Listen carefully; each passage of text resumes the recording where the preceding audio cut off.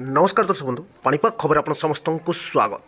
सक्रिय कालबैशाखी प्रभाव में राज्य में जारी रही लगाण वर्षा बिजुली घड़घड़ी सह वर्षा वज्रपात लगी रही बेले 24 घंटे राज्यर अनेक स्थान में वर्षा हो जाएगी और आगामी 24 घंटा मध्य राज्यर केतेक स्थान को येलो वार्निंग जारी कर पाणीपाग केन्द्र 16 जिला को वर्षा संभावना थिबा बेले 4टी जिले में बिजुली घड़घड़ी सह वर्षा वज्रपात लगी रहिबो।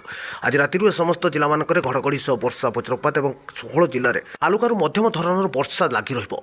एबडे आसंता कालीठू कमिबो वर्षा परिमाण सांगक बिजुली घड़घड़ी प्रभाव। आसंता कालीठू आगामी 3 दिन पर्यंत वर्षा वज्रपात और घड़घड़ी संभावना क्षीण थिबा नै पाणीपाग केन्द्र सूचना रही। एबडे 26 रु बढ़ुची पुणी वर्षा सांगक वज्रपात प्रभाव। 26 रु 29 तारीख मध्य राज्य में पुणी थे देखा मिल कालबैशाखी जनित वर्षा वज्रपात।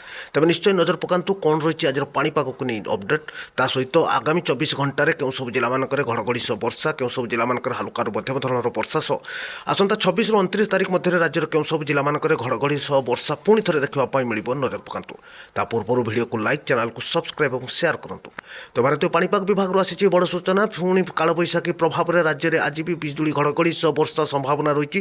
केतेक स्थान में घड़घड़ी सह वज्रपात नहीं पाणीपाग केन्द्र येलो वार्निंग जारी होती।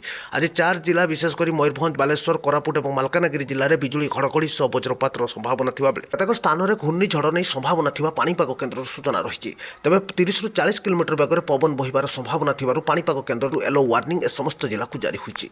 एपटे आउ किछि जिले में हालुका बा मध्यम धरणर वर्षा आज राति देखा मिल पारे।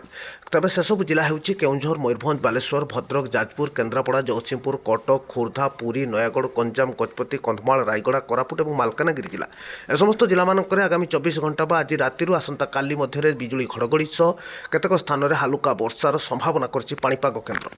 एपटे 26 रु पुणी थे कालबैशाखी प्रभाव में वर्षा जारी रहिबो। बिजुली घड़घड़ी सह वज्रपात पुणी थे देखा मिल 29 तारीख पर्यंत राज्यर अधिकांश स्थान में घड़घड़ी सह वर्षा देखा मिल पाणीपाग केन्द्र सूचना जारी होती। तेज 26 तारीख बेलू नवरंगपुर कलाहांडी बलांगीर और नुआपड़ा जिला को येलो वार्निंग जारी होती। बिजुली घड़घड़ी सह वज्रपात संभावना थिबारु पाणीपाग केन्द्र एबेठू सतर्क करा जायछि। घूर्णिझड़ सांगक पवन बेग 40 रु 50 किलोमीटर बेगर बहिबा नहीं पाणीपाग केन्द्र सतर्क सूचना कहुଯାଇଛି। 28 तारीख बेलू वर्षार परिमाण बढ़िबा सह बिजुली घड़घड़ी प्रभाव देखा मिल अधिकांश जिले में विशेषकर सुंदरगढ़ केउंझर मयूरभंज बालेश्वर भद्रक जाजपुर केन्द्रापड़ा जगतसिंहपुर कटक समेत कंधमाल रायगड़ा गंजाम और गजपति जिले में देखा मिल भयंकर बिजुली घड़घड़ी वज्रपात पवन बेग समस्त जिला मानक 40 रु 50 किलोमीटर रहा सांग केतेक स्थान में घूर्णिझड़ नहीं चेतावनी रखिला विभाग।